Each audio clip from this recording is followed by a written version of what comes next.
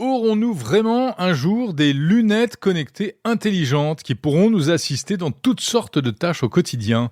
Par exemple, nous indiquer un itinéraire, nous rappeler un rendez-vous, traduire une langue étrangère ou encore nous dire qui est cette personne qu'on rencontre par hasard et dont on ne se rappelle pas le nom. Eh bien, malheureusement, c'est pas pour tout de suite, visiblement.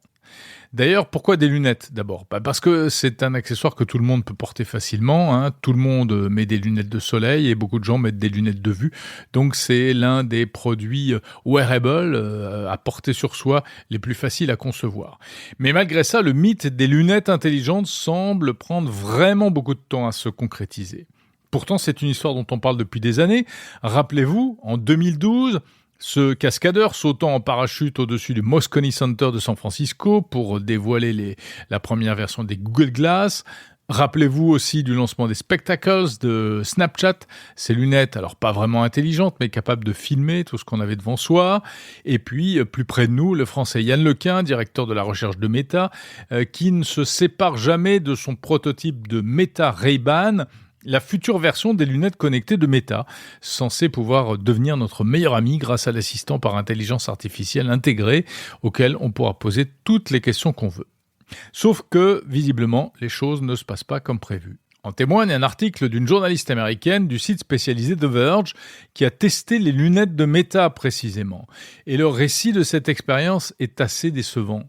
Des lunettes censées traduire des langues étrangères mais qui pour l'instant peuvent seulement reconnaître du texte et pas quelqu'un qui parle de vive voix.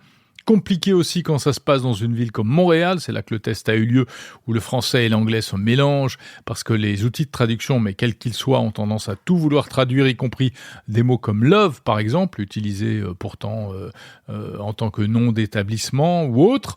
Et puis la journaliste témoigne de problèmes de connexion, de support technique et de latence assez significative entre les questions et les réponses. Bref, visiblement, c'est pas gagné. Ces lunettes qui doivent être commercialisées prochainement semblent encore buter sur pas mal de difficultés. Ça rappelle un peu la voiture autonome. Là aussi une grande promesse qui petit à petit fait son chemin, mais qui ne parvient pas encore à devenir une réalité transposable partout et utilisable par tout le monde. C'est que c'est pas facile de faire un assistant intelligent qu'on pourrait avoir toujours sur soi pour répondre au moindre de nos désirs. On l'a vu par exemple avec, il y a quelque temps, l'AI Pin ou le Rabbit, ces joujoux connectés censés eux aussi nous projeter dans un futur très prometteur, mais pour l'instant sans grand succès. C'est qu'en fait, les barrières technologiques sont encore très importantes. Il faut mettre beaucoup d'électronique dans un tout petit volume. Il faut mettre aussi de la connectivité, parce que l'IA a encore besoin de passer par Internet pour être intelligente, afin de se connecter à des data centers qui vont traiter nos demandes.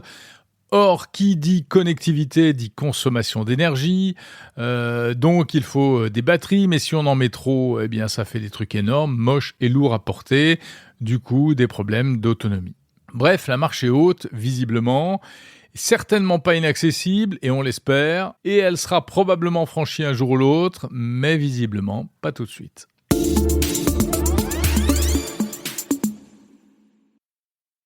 Si, comme plusieurs milliers d'auditeurs, vous avez apprécié cet épisode et que vous souhaitez associer l'image de votre entreprise à ce podcast, alors n'hésitez pas à nous contacter. Le podcast est le média idéal pour connecter notre audience à la vôtre.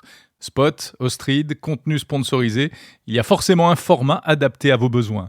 Pour en parler, contactez-nous dès à présent à l'adresse mondenumérique.info/contact.